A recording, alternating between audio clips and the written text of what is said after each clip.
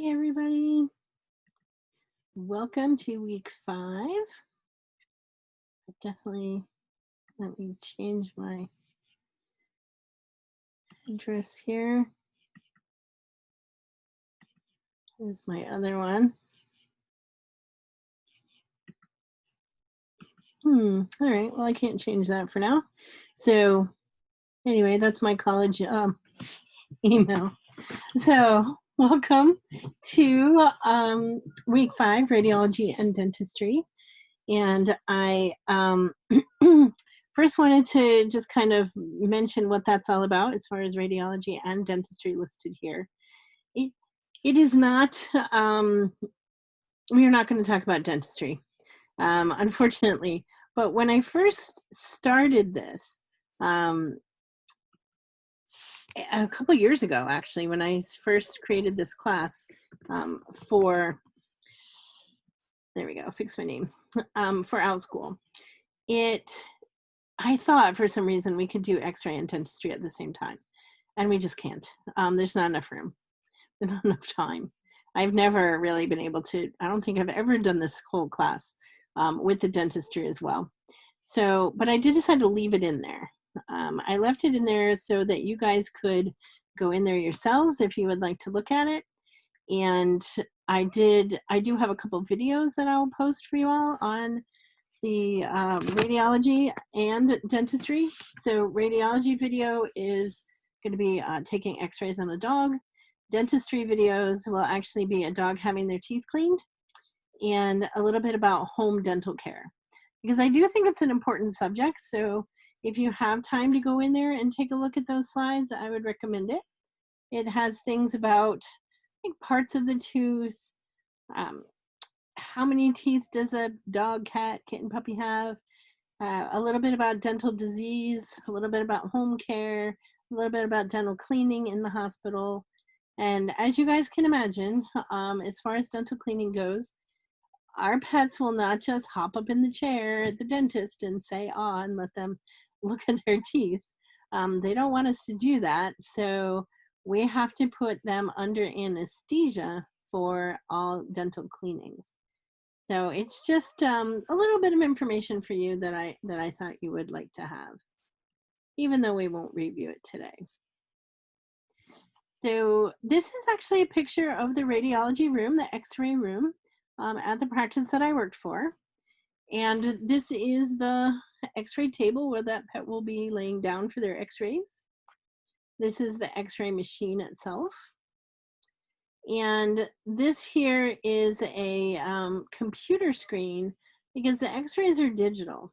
So just like a camera, within a few seconds, we can beam up the picture on the computer screen. And we can do that in any screen in the hospital too.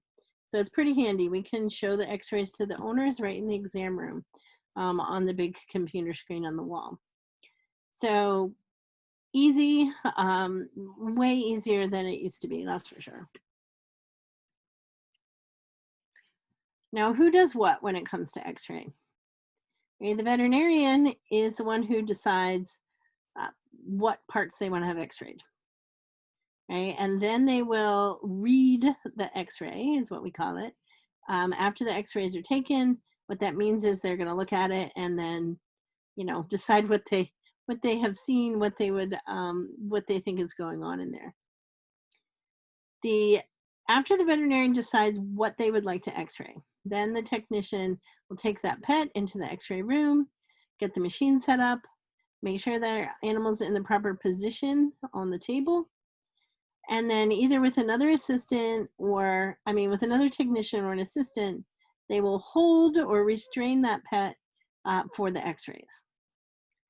Because again, as you can imagine, not gonna just lay there. Okay? If any of you guys have had x-rays before, you might know, you have to be super still. So our pets, you might be super still, but our pets are not going to be super still. So we have to hold them. Now this is what our screen looks like on the machine when we tell it we're taking a picture of a dog, right? An x-ray of a dog. And It's a little creepy to me, this dog's eyeballs, but that's okay. Um, makes it fun and easy is that you can actually just click on the body part that you plan to x-ray. Okay, so shoulder, skull, abdomen. Let's say we're doing the abdomen, so we'll click there. Then we go to the next screen. Is it left side, right side? Click on that. We do have to enter the patient's weight and sometimes also measure them.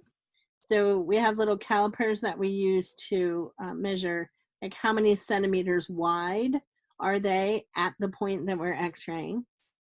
So at his abdomen, how wide is he? Right, we enter that into the computer, the x-ray machine as well. And then we make sure that we're holding them in the proper position. And then to take the x-ray, we actually step on a little foot pedal. Okay, because you can't let go. So you can't like push a button, you can't walk away. So we have a little foot pedal that we step on, like a little gas pedal, and it clicks the x-ray. So I guess we x-ray with our feet. Now, because it's digital, there's so many things that we can do that we couldn't do before when we used x-ray film. So I don't know if you guys ever heard, like cameras used to need film. Well, x-rays used to need film as well. But now, because it's digital, right, we can zoom in, we can zoom out, we can delete x-rays that didn't come out well, we can email the x-rays to the owners, to specialists, to anywhere. Also so easy. Now this dog here, this is a little dachshund. I call them hot dogs. Okay, this little hot dog here is laying in what we call a trough. Right, the trough is made of foam, and it's basically to make them comfortable. Because dogs seem to get a little worried when we put them on the x-ray table. Not terrified or anything, but just a little like, you know, dogs aren't supposed to get on the table kind of thing. So, and if they're little old guys or just generally uncomfortable laying on their back on a hard table, we will use something like this little trough to just make it softer and easier for them. It also keeps them nice and straight, because you can imagine if this long dog got wiggly, it would be hard to keep his middle still, even though we still do hold him in this trough. I'm not sure why they kind of photoshopped the people out, but you can't, he's not like stuck in here with glue or anything. He's just laying here and we still have to hold him. Now this one is in a backrest. Okay, so it's kind of like a thing like this. You can see the blue part over here, and they lay in there, okay, to keep them upright, keep them straight up and down. Okay, because this dog's under anesthesia. So if she were to, you know, she could very easily kind of flop over because she's asleep. So the backrest will hold her up. Now she's under anesthesia. We do x-rays under anesthesia for a large variety of reasons. One of the reasons being this dog here, I believe, had a fractured pelvis. So in order to get a good x-ray, we have to lay her on her back, put her legs in this position. And if your hip bones are broken, your pelvis is fractured, it's going to hurt to try to move around in that position. So we put them under anesthesia so that they don't have pain while we get them set up for the x-ray. Okay, not that the x-ray is gonna hurt. If you guys have had x-rays, you know they don't hurt. But just trying to get her in the right position. Now you probably notice also that this doctor technician here is wearing his personal protective equipment, his PPEs. Okay, PPEs for x-ray are a lead gown, a lead thyroid protector. Okay, your thyroid gland is in your neck, so it's a lead like collar kind of thing that protects your thyroid. And also these lead gloves, which are kind of hard to work with. They're not cooperative, but the idea and the importance and the reason we have to do it whether we like it or not is that X-rays give off a certain amount of radiation, and radiation can harm your cells. So scatter radiation, they call it, the radiation that might kind of bounce off the table, could go onto our bodies, into our cells. And then down the road, 10 years or more, whatever, down the road, that cell damage may turn to cancer. So we definitely want to protect ourselves, especially since, our job is to take X-rays. So we're going to be doing that probably every day, a bunch of times a day. So you have to wear the PPEs, the personal protective equipment. Okay, it's for your safety, even though it's kind of a pain. The gown's heavy. If you've ever had X-rays, you might have noticed, that sometimes they'll put a little lap gown on you.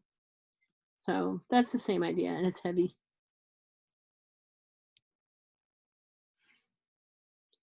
Now, dental X-rays, if you've had those before, this machine looks basically exactly like the one they use for people. Very similar, if not the same. But what's different, though, is, again, Doc's not going to hop up in the chair and say, and let us do what we need to do in his mouth. So all dental X-rays are done under anesthesia as well. Right? Now, if you've ever had to go, they kind of have you bite down on this little film. They move it around in your mouth. Okay, dogs and cats are not going to bite down on little film and stuff. So they're sleeping, they're under anesthesia, we get it done. And radiation safety, again, personal protective equipment, the lead gown, thyroid protector, gloves. We also wear a dosimeter badge, which is basically like a radiation monitor, and it tests and records any radiation that we've been exposed to. And it keeps that information. We send those badges off every month, and a company stores that information and actually builds it up over, the years. So it's not just what you got exposed to this month. It actually, because it tracks you as long as you're working in vet medicine, it tells you how much overall exposure you've had to radiation. So it's important and a very good idea. We don't do X-rays. You're not allowed to go in and take X-rays without your badge on. Now, besides all the personal protective equipment we use, we also make sure that there's always 2 people taking an X-ray. And that matters because it allows them both to go on opposite ends of the table, away from the center beam. So the spot here where it's kind of lit up on the table, that's where the X-ray, the scatter radiation would bounce from. So they're far away from it. Right? It's not going to affect them. They still have to wear their PPEs, of course, which helps the whole system. Okay, and now this is someone who decided to not follow the rules. And yes, of course, one person can generally hold a cat by themselves, right? They're not giant animals. But in X-ray, you need 2 people. Now, what you'll notice is this person here is holding that pet, leaning over, practically putting their head into the X-ray beam. Okay, so that is not what we're looking for. Now, honestly, if you were to do this kind of thing at our hospital, you'd probably get fired. Okay, because we don't joke around about people's safety. You don't want to, first of all, we don't want their skull in our picture. We're looking for a picture of the cat. Second of all, you don't want to be putting your skull in the X-ray beam because you don't want to have your brain in there, okay, getting radiation.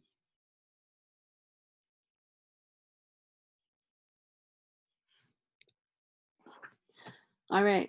So what we're going to do now, I'm going to go fairly quickly through a bunch of x-rays, and I will give you guys some time to let me know what you think we're looking at on these x-rays. Okay, maybe towards the end of the week or the weekend I'll answer, depending on how many people have had a chance to look. So check out the x-rays, make some notes. I will put these slides up as well so you can look at them again. Because I know I kind of go a little fast depending on who you are, or too slow, I suppose. And what I'll do, I pulled the slides out here so I can see the numbers. I am going to tell you the slide number, okay, and you can write down what do you think you are looking at. It'll be fun. We'll put them in the classroom, and then I will give you the answers a little later. Like I said, maybe towards the end of the week. So this here is slide number 15.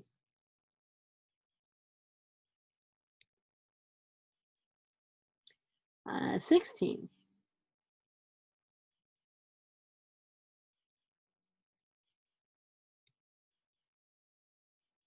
17. Now 17 is what I call a whole cat x-ray. So I'm gonna tell you about one organ, then I'm gonna point out a few and have you guys tell me what you think. Okay, the first thing I want to tell you about here is this dark line.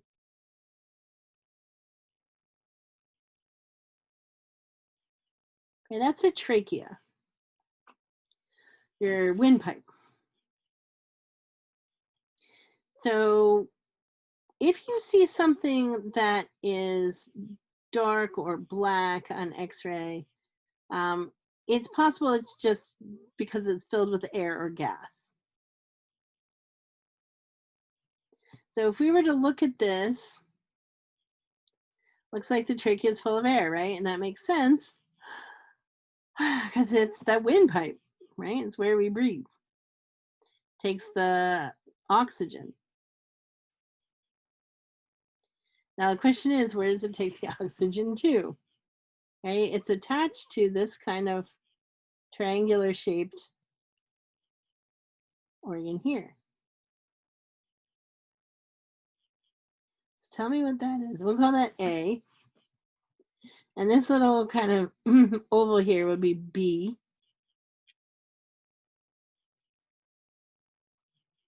All this jumbly stuff is C.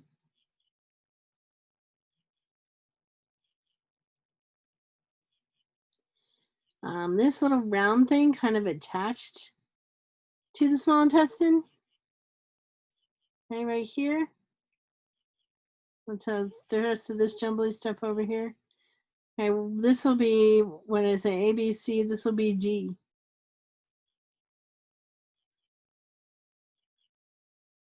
E.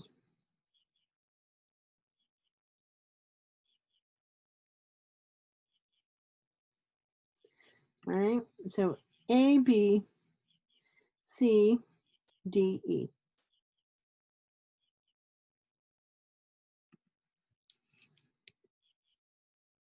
That's a good one. 18.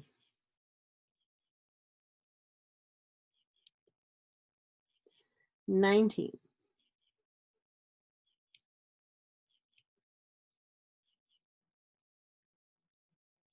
20.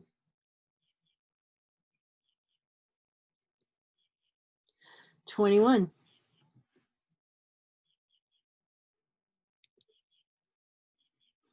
22. Yes, lovely, huh?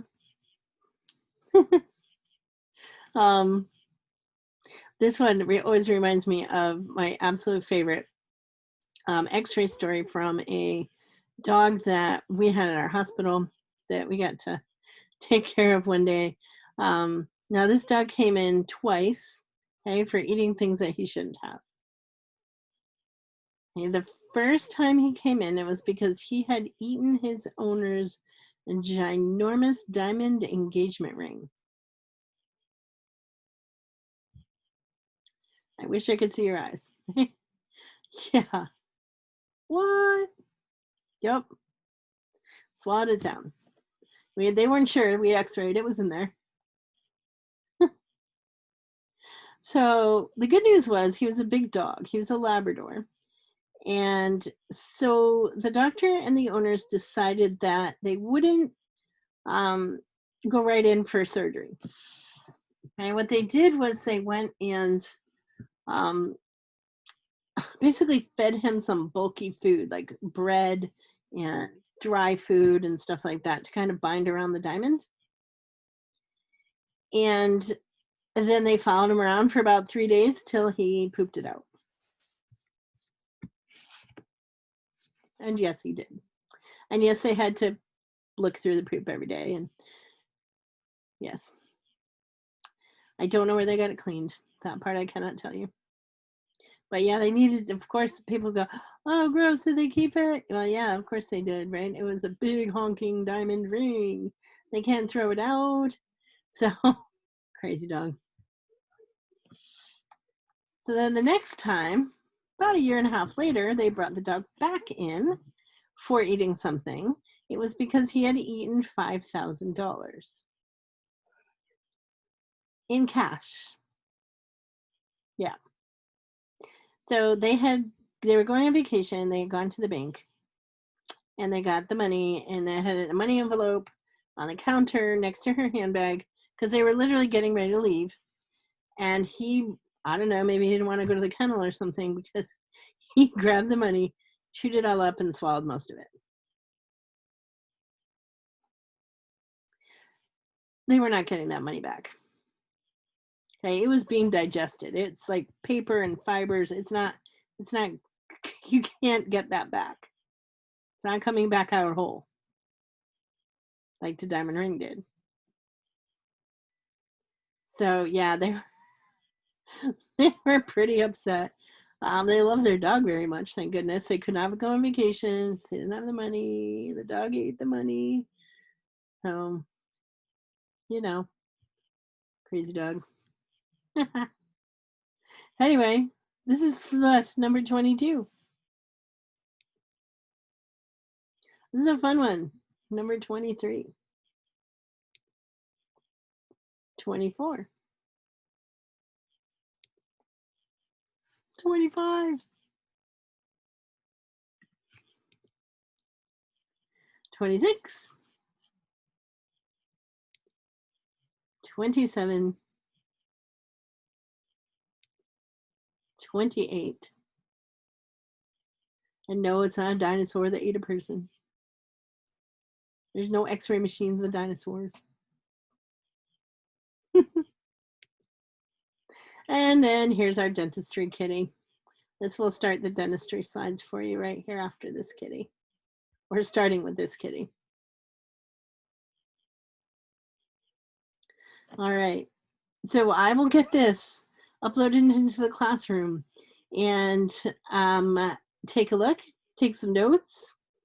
I will add these slides in there in the next day or so, along with those other few videos. And then I will see you in the classroom. I will go ahead and remind you next week is our last week of additional material. Okay, but you still have a couple weeks after that even to finish everything. So it's no rush. You can take your time. I know some people get at it right away and others don't. Whatever works for you is fine. So I will see you guys in the classroom. All right. Bye, everybody. Thank you.